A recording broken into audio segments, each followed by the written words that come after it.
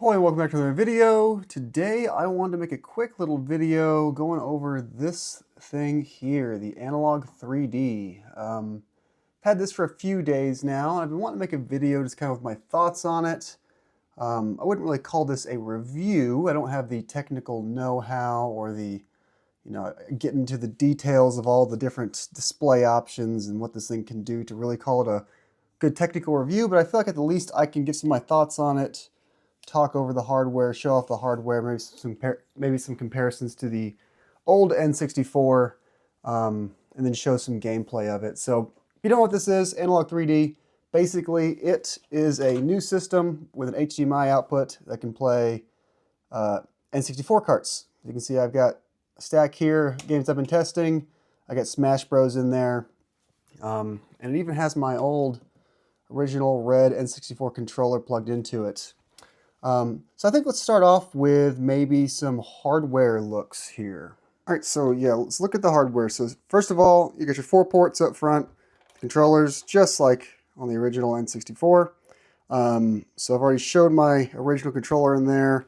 This thing also works with Bluetooth controllers. I don't have a Bluetooth controller I've wanted to use with it yet. I think I might get one of those 8-bit Do, 8-bit Do, whatever they're called, controllers that they're kind of marketing alongside this thing.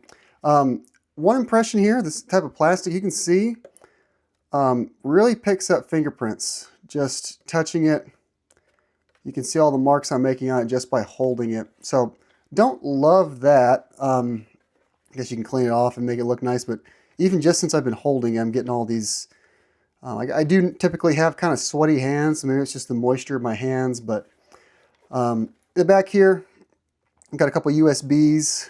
Then the USB-C power, as well as an HDMI. It did come with this little SD card here. It has an SD card slot. It actually came with this in here. And it kind of prompts you to do a day one update once you unbox it. So install it on the SD card, put the SD card in there, installs the update on this thing. Power switch, flip it over, turns on, reset button, resets the games. The bottom has kind of like a no-slip grippy surface, so that's really nice. As far as a size comparison to the N64, they are comparable size. I would say, like, if you look at the original N64 and you take off these big nubby legs, it's basically that shape, if you look at it. Pretty close to the same size. Obviously a lot thinner than N64. Because you know there's a power supply back here. But yeah, this thing also, obviously N64, classic plasticky toy Nintendo feel. This thing has a better, more premium feel. It feels denser. Overall, other than the fact that it picks up fingerprints real easy, I think it's a real nice, sleek piece of hardware. So yeah, let's show a couple things off that's interesting.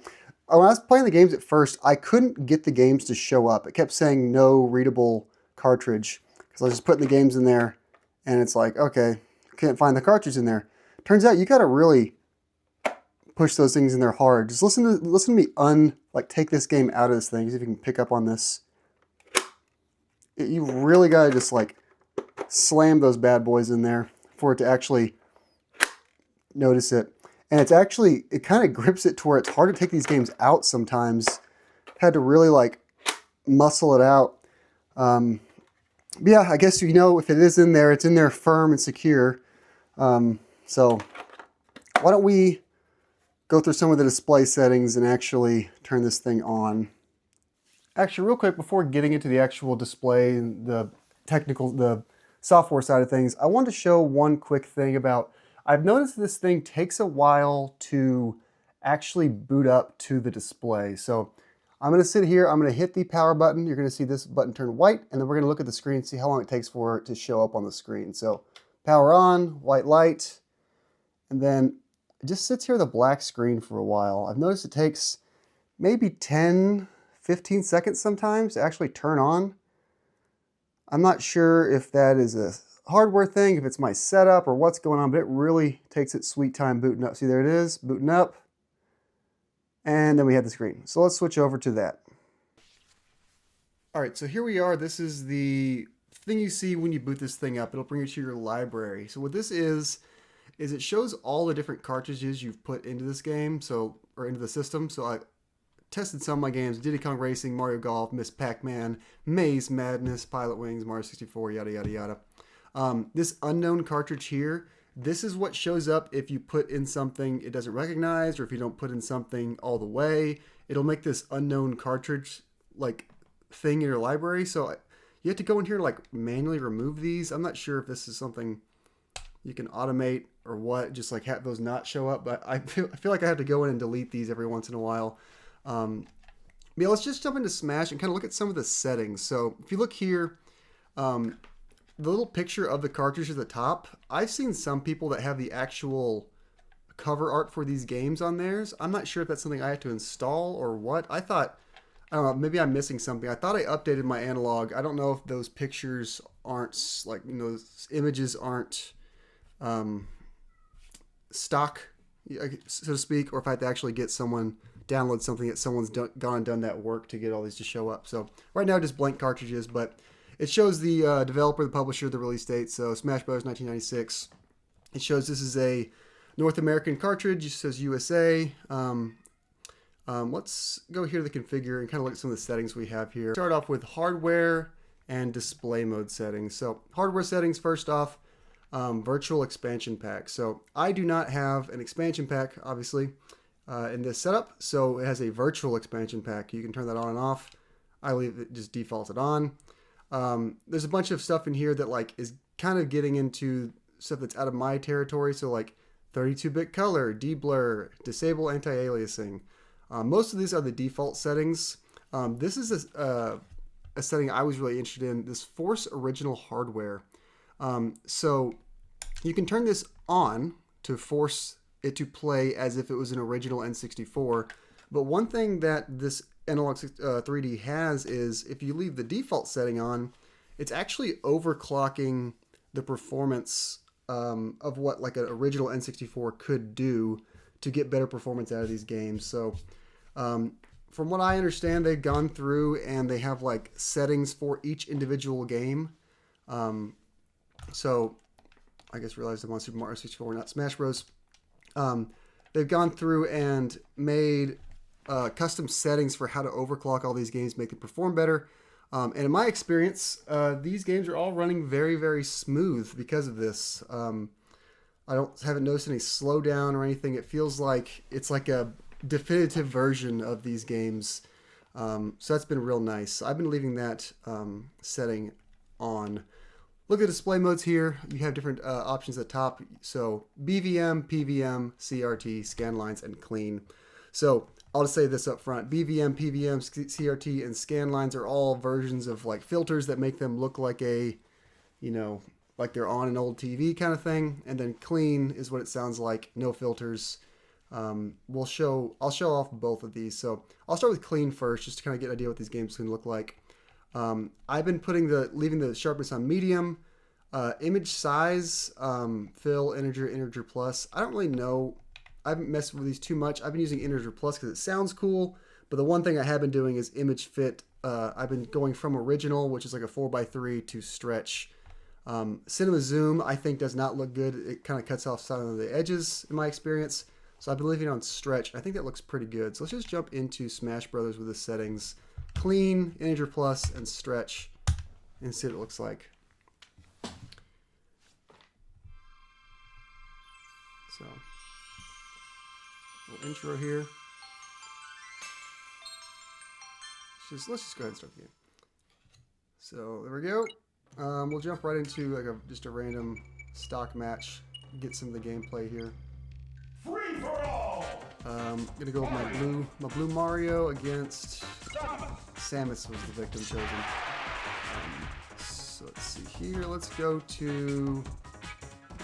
I want to see if something would have slowdown. Let's go to Hyrule Castle. Maybe those tornadoes can show off the lack of slowdown on there. Yeah, this is on my screen. This fits perfectly to my widescreen display. It looks really good. It looks like it's supposed to be on a screen like this. doesn't feel like oddly stretched. So I'm really liking how this looks. Forgive my inexperience with Smash 64. I'm not very good at this Smash. Nope, it won't. Let's throw the barrel at Samus. Oh, hammer, okay. Yeah, all this looks really smooth on my end. I'm not noticing any chugging, like when I hit Samus with the hammer or anything. But I'll be the first to say I don't have a whole lot of the experience of like what causes slowdown in Smash 64. So maybe this has always been this smooth, but alright. Take that, Samus. Alright, so let's switch over to what it looks like with some different filters on. So to do that, I don't have a way to like boot into the analog home menu, so I've just been like turning the whole thing off, allowing it to shut down, and then turning it back on. There's probably a better way to do that. I'm still kind of getting familiar with the hardware, but so you see here another example of how long it takes to turn this thing back on. This black screen I'm looking at is this thing turning off and back on again. Takes a while. There we go. Back in the home menu. Let's turn on one of those filters. Let's go from clean to, I've been using BVM, I believe. Nope, just PVM, I guess. Oh, there's BVM. Okay, so these are settings I've been using: professional, soft on the edges, integer plus, and stretch. So same. Actually, no. Let's show off what it doesn't look like if you go original. I kind of want to show the difference here. So now let's play the cartridge. So now we should have more of a, yeah, there we go. Got the borders in the edge, and we got the more of a grainy screen look here. But I still left the overclock settings on, so it should still perform very smoothly. Go back here to Hero Castle. Yeah, this has been great. It's super easy to set up, and these games just look so nice on the screen.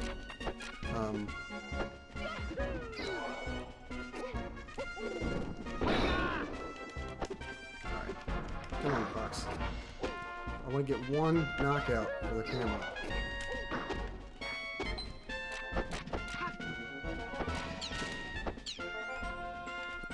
Fox, you're wasting everyone's time.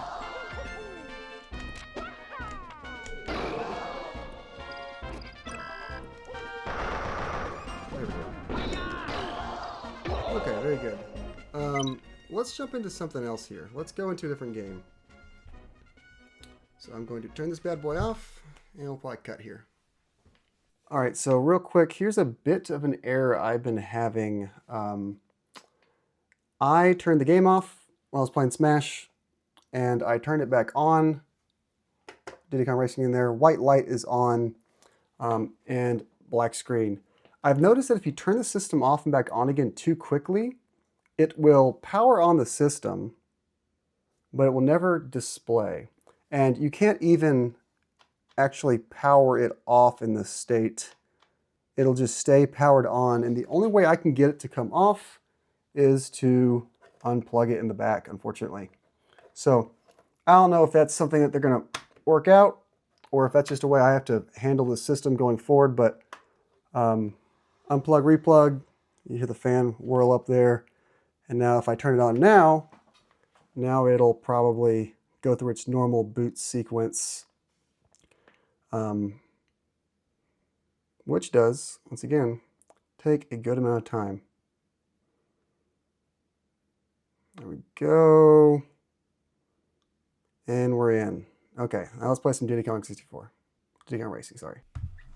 All right, so let's check out Diddy Kong Racing here. This one I'm going to turn off a bunch of stuff. So turn off the expansion pack. I'm going to force the original hardware. I'm going to go to a scan lines. I'm trying to make this look bad. Consumer grade. Let's go off. Edge hardness hard. Let's go to fill on the image size. Image fit. cinema zoom. See how bad I can make this thing look. So these are like all the opposite settings of what I normally pick. Turn this bad boy on.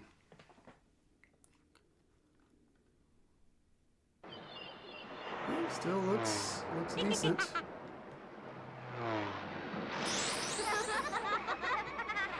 But you can see how it cuts off the bottom of the screen there. Copyright Rare 1997 is off the bottom of the screen now. I think that's the cinema zoom option. I don't really know what you're supposed to use that for. Diddy Kong It's Racing. cutting off the top and bottom of the screen here. Maybe this is like, it zooms in and doesn't stretch, so you have like better proportions, but just by way of nature, the aspect ratio, it cuts things off. I don't know. Yeah, I can't even see the caution. Who knows what warnings I'm getting here? Is this a caution or is this something else? I don't know. Let's just go play a couple races. Let's go to Whale Bay. Whale Bay. Hop right in.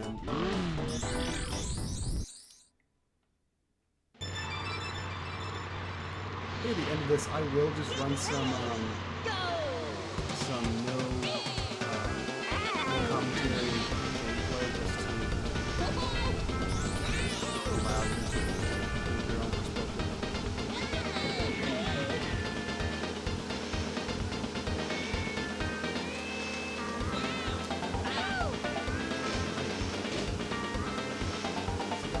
All right, so yeah, overall, I think that's about all I really had to go over with this thing. I want to spend more time with it, probably do a couple streams with some N64 games with it, but I'm enjoying it a lot. Just having something that small on my desk, be able to just pop games over to the monitor is very nice. I've got my Analog Pocket there docked as well.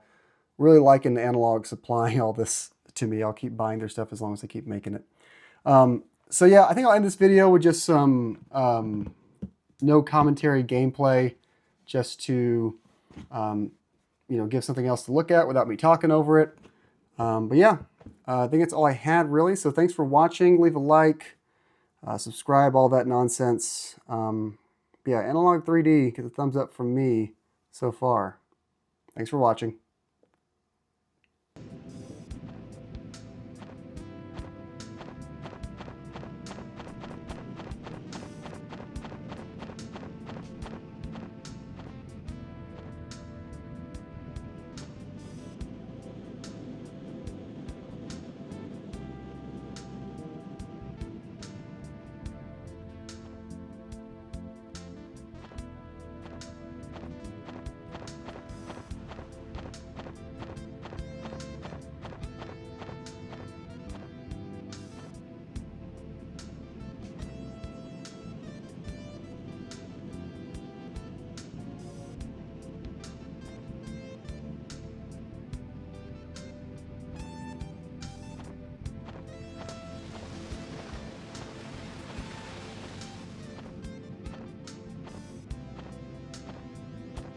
Here we go.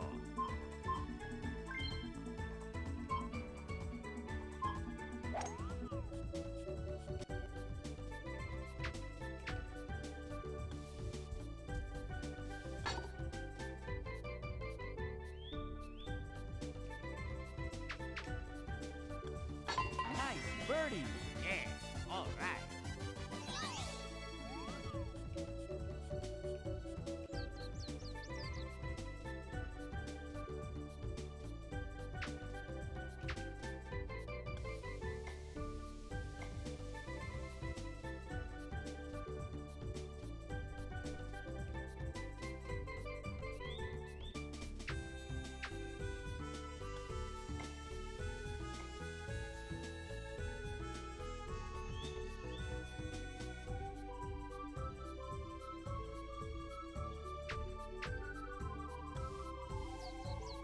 Nice par.